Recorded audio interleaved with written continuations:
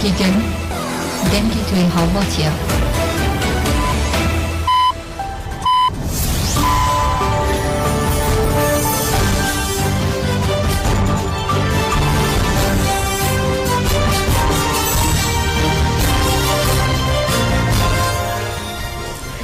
Jinavendan uçağına radyo denge gelden başkoder enerji iru çare gulane 2024 ملی بروکسل ساعت 11 لامده 12 امن uçağın drava rojede peşkeş bikendem da mazadiya rebe rapoye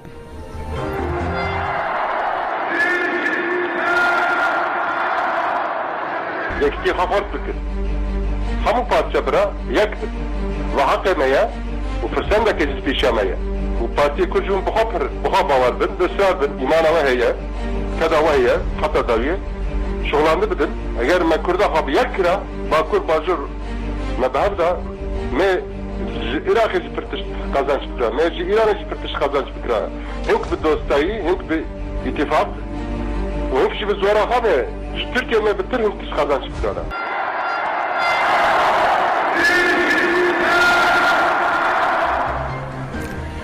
Nave darage Antunu Çepemenya HPG bida kuyaniye ke bilanço şer maha nisane eşkerekir.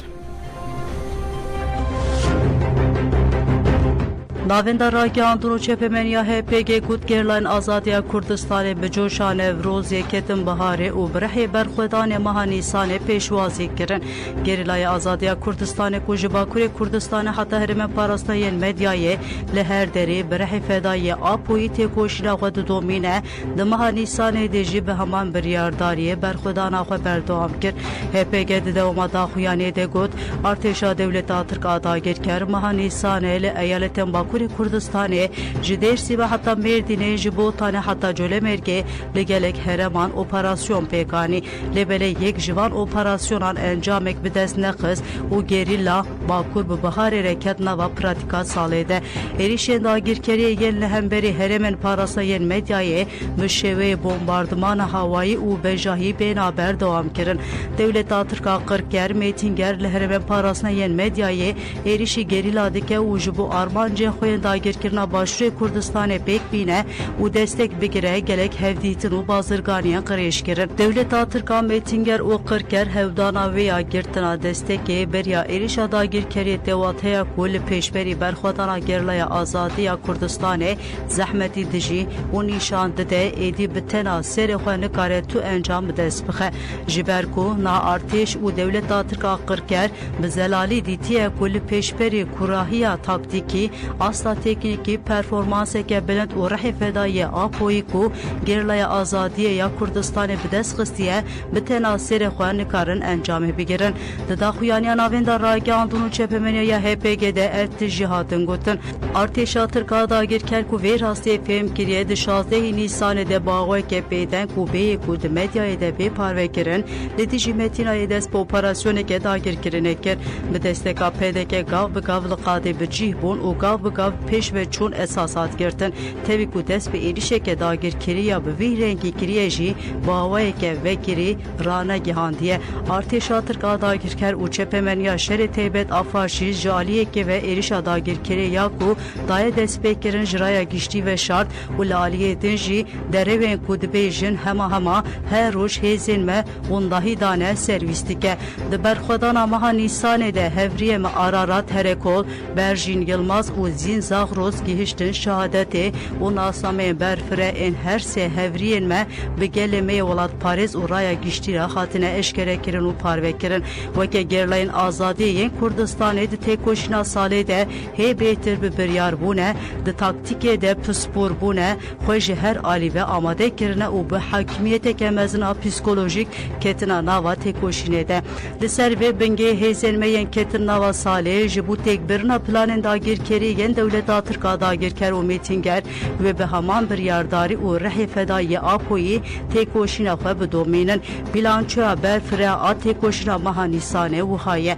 Êrişên artêşa dewleta Tirka dagirker êrişên bi balafirên şer di 179 caran, êrişên bi helikopteran 30 caran, êrişên bi teqemeniyê qedexekirî 11 caran, êrişên bi droneyên bombebardkirî 9 caran, êrişên bi çekên kimyewî 1 caran, çalakên giştiyê yên gerîla bîstû neh caran kuştiyên dijmin hejmara dagirkerên hatine cezakirin 12 hejmara dagirkerên birîndar bûn 3 çeperek hat imha kirin sistema radarê 1 kamera mobese 8 projektör 1 çeko alevên leşkeriyên hatine desteserkirin çeka ferdiya MPT 55 1 dürbîna çekê 2 fenera serî 1 berçavk 1 ya ku derble hatine xistin helikoptera Sikroskî 1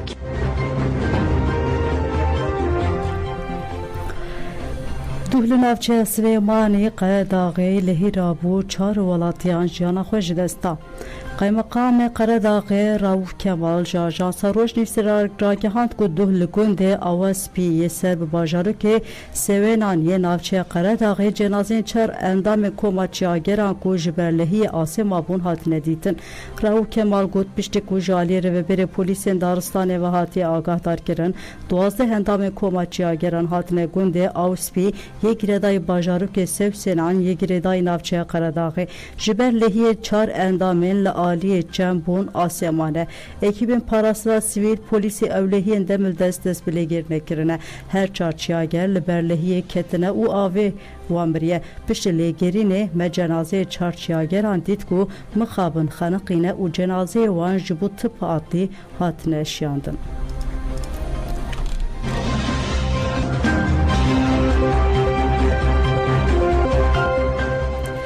Li mezraya Kokê ya gundê Gedîşt ê girêdayî navçeya Haneya Amedê cîsîmek teqiya.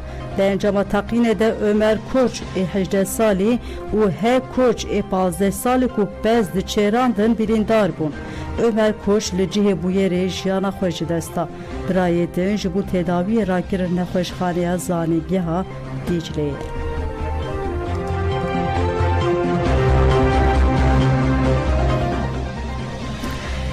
Bilêgudarên hêja KCK ji bo Celal Başlangıç peyama sersaxiyê da. Di daxuyanî Hevserokatiya Konserê ve bera KCK'de ev tiştatin diyar kirin.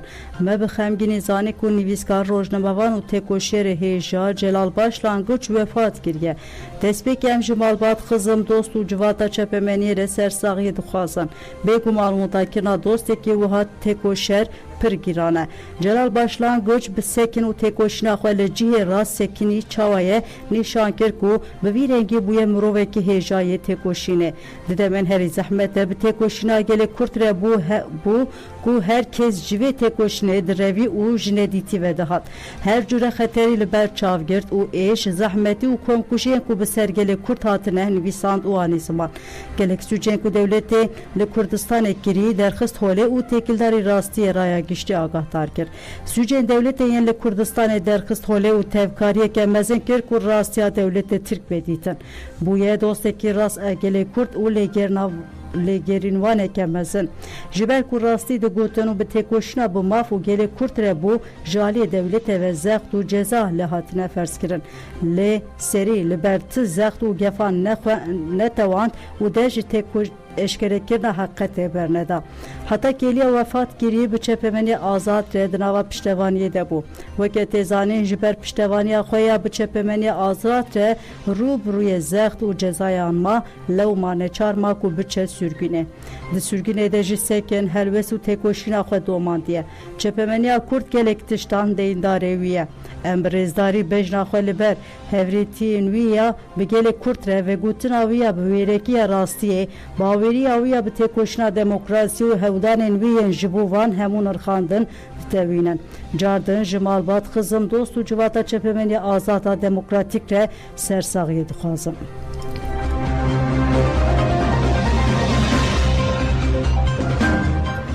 Li Dortmundê 450 name ji Spîtî re hatin şandin. Mesajrana Rozêrên ya li bajarê Dortmundê di çarçovê kampanya ji Spîtî re name ku pêşengiya YJK ji bo azadiya Rêber Abdullah Öcalan da bu destpêkirin de kete nava seferberiyê de. Meclisê di çarçovê kampanyayê de 450 name ji Spîtî şiyande. Jinan di nameya da pergala İmraliya işkence tecrüt û qirkirine şermezar kirin û ji Spîtî hate xwestin ku berpirsyariya xwe bi cih bîne. Piştî şiyandina nameyan jinan ji bo azadiya Rêber Abdullah Öcalan banga seferberiyê li jinan kirin. Kampanya li seranserê Almanyayê devam dike.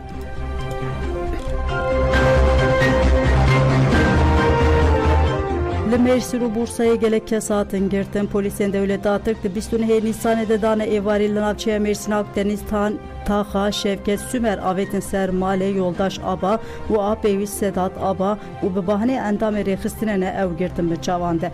Ap û Birazî aba yên li Müdüriyeta Polîsa karên wan bi dawî bû duh sevkî adliyê Mêrsînê hat kirin. Dozgerî bi bahanê endamê rêxistina terorê ne ew girtin û şiyandin zindanê.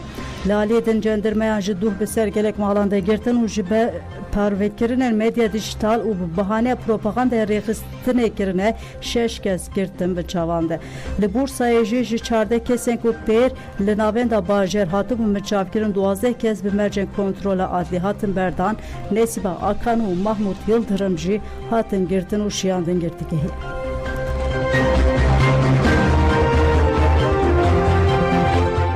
Li Rûşatê Kurdistanê hunermend jî di nav de 14 kes hatin bin çavkirin. Tora Mafê Mirovaniya Kurdistanê bi daxuyanekê ragihand ku di nava sê rojên borî de li bajarê Şinoya Rûşatê Kurdistanê hunermend û çalekvan jî di nav de 14 kes hatine bin çavkirin. Li gurî daxuyaniyê sedema bin çavkirinê jî tevlîbûna pîrozbayê Newrozê bû. Di heman daxuyanê de navê kesên hatine bin çavkirin jî hatiye parvekirin û navê wan wiha ye: Gesîf Hecî Xoş, Rahîm Refetî, Fakrettin Mudresi, Umet Reşit Pak, Arman İbrahim, Selah Gazi, Hüsamettin Mahmud, Mevlüt Rusta, Hasan Resul, Cehfer Resul, Mehmet Sultan Pur, Gafur Şeyh Mehmedi, Hadi Lava û Ako İbrahim'in. Tora Mafê Mirova ragihan ku akubeta her 14 kesên hatine bin çavkirin naîzanî.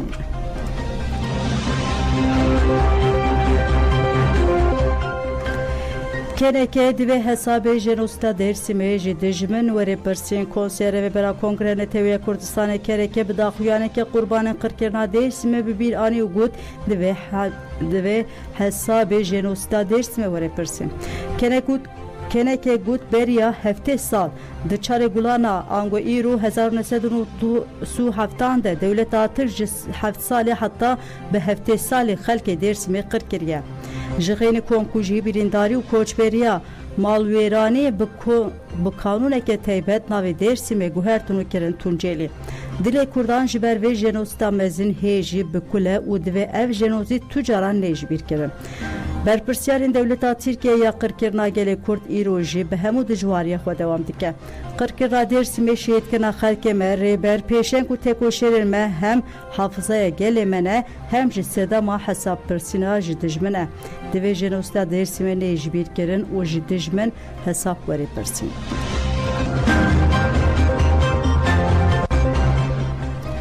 Kaymakam wêneyên derbarê Komkujiya Dêrsimê de rakir li navçeya Xozata Dêrsimê wêneyên li dîwarê sû heştana Dêrsimê daliqandî bi biryara kaymakamtiya rakirin.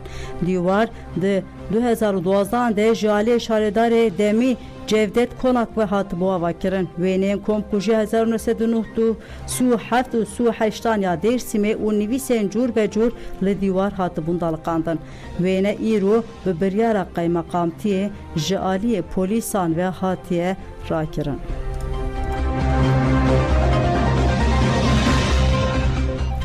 Civîna Dem Partî CHP balkişanda ser têkoşina hevpar û peymanên li dijî Qayumandan. Şandaya Dem Partî dibin serokatiya Hevserok Tuncer Bakırhan û Tülay Hatimoğulları Serdara Partiya Komaraya Tirkiye CHP kir. Tediyarkerin ku di serî de aborî têkildarî pirsgirêkên bingên enli welayet danûstandin hatine kirin. Piştî hevdîtina Hevserokê Dem Partî û Serokê CHP derketin pêşberî çepemeniyê. Destpêkê Serokê CHP Özgür Özel axivî û ji bo serdana wan spasiya Hevserokên Dem Partiyê kir. Özgür Özel dest şandike ku wan encamên hilbijartinan bi berfirehî gotu pêşkirine û dibêje bêguman giring e ku partiyên li Tirkiyeyê hemû ji bo siyaseteken û encamên ji hilbijartinan derketine rast bixwîne. Özgür Özel de dezanîn ku hevdîtina wî ya bi Erdoğan re serdana Serokê Meclisê Numan Kurtulmuşa Dem Partî û gelek mijarên din jî bûne mijara hevdîtina wî ya li gel Hevserokên Dem Partî. Piştî ji Hevserokê Dem Partî Tuncer Bakırhan axivî. Bakırhan hevdîtine erenî dinirxîne û dibêje heta îro di navbera saziyên siyasetê de dîwar hatibûn danîn.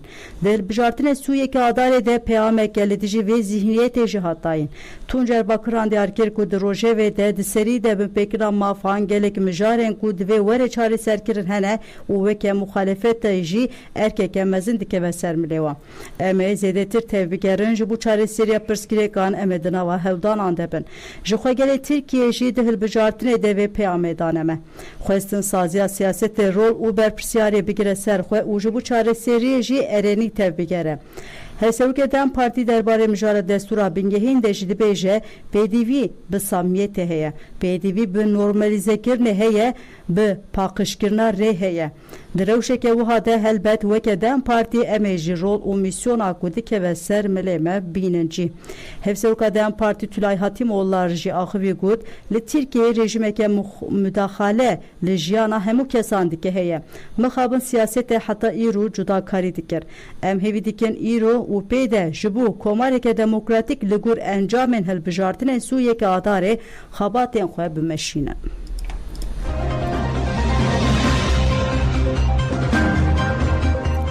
Valiye Hewlêrê çû serdana şaredariya Mêrdîn û Cizîrê. Waliye Hewlêrê Ömet Xoşnav, şaredarê Hewlêrê Karnaz Hadî, parlamenterê Parlamentoya Kurdistanê Şivan Zirarî û şandeya pêre serdana Mêrdînê kirin.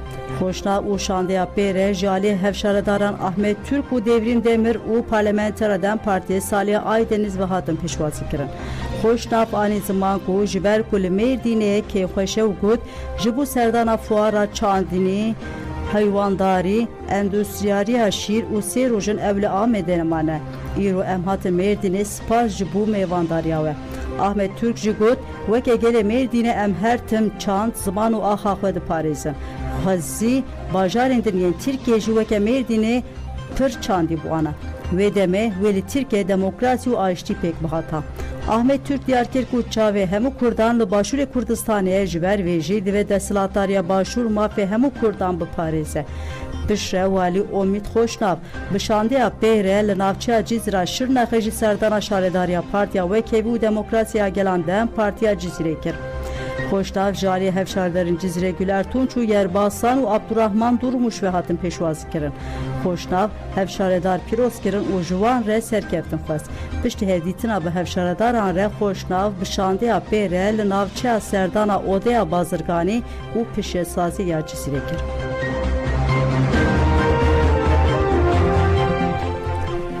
Endeksa Azadiya Çepemeniye ya 2024 hat weşandin rewşa li Tirkiye pir metirsîniye.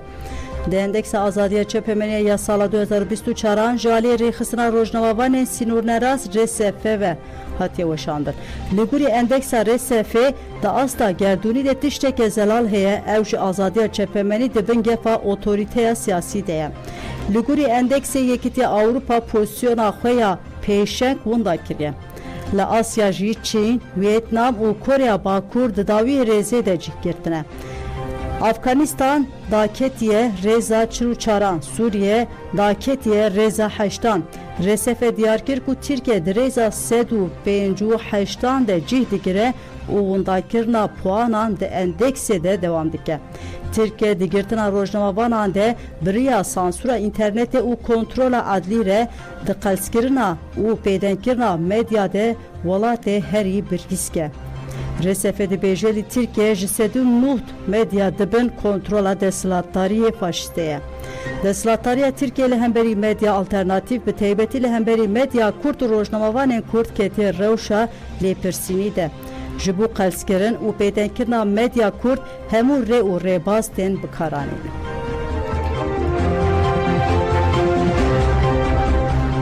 Rojnamevan Silêman Ehmed 193 rojin ji aliyê pêdekê ve hatiye revandin û agahî jênayê girtin. Rojnamevan Ömer Abdulkerim got girtina Silêman Ehmed siyasî ye. Ji bo weke rojnamevan û rewşenbîr em hemû daxwaz dikin ku ji bo azadkirina Silêman Ehmed û hemû rojnamevanên din bi pêngavek mezin zextên navnetewî were kirin. ئەوەی جێگەی نیگەرانیە ئەوەیە کە تاکو ئێستا ئازادی ڕادەربڕین ئازادی بیرڕا ئازادی نووسین لە کوردستانە لەژێر پرسیارایە چونکە حاڵەتێکەیە کە ئەیبینین ڕۆژنامەنووس تا ئێستا ئەیگیرێ بەندەکرێ ئەشکەنجە ئەدرێ هەموو بە تاوانیەوەی مەسەل نووسینێکی کردویان هەواڵێکی بڵاو کردوێتەوەیان بۆ نمونە وتارێکی بڵاو کردو ئەمە بۆ خۆی گەورەترین کێشەیەوە ئەبینین و ئێستاش لە زیندانەکانە زۆر جارە بینین ڕۆژنامەنووس بەبێ تاوان بەڕاستیەتوان بڵێن.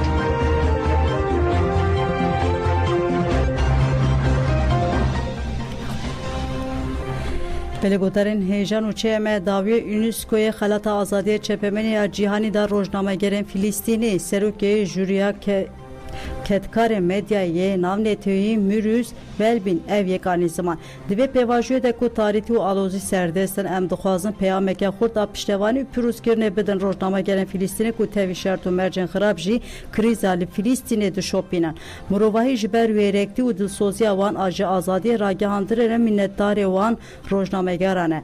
Direktörê giştîya UNESCOyê ji Adros Aliyû jî balkişan sergirîngeha seferberiya kolektif a rojnamegeran a ji bo ku li her derê erk û berpirsyariyên xwe yên agahiyê sereke û lêkolînê bicih bînin. Li gorî Komîteya Parastina Rojnamegeran CPJ ku navên dawî li New Yorkê ji heftê cotmeyê heya niha ku ev yek destpêka şerê İsraîl û Hamasê ye 9 ji Filîstînê herî kêm 9 rojnameger û ketkarên medya hatine kuştin û 16 jî birîndar bûne. Pelegotarên hêja em hatin dawiyan û çeyên xwe ana xatirê we de baş.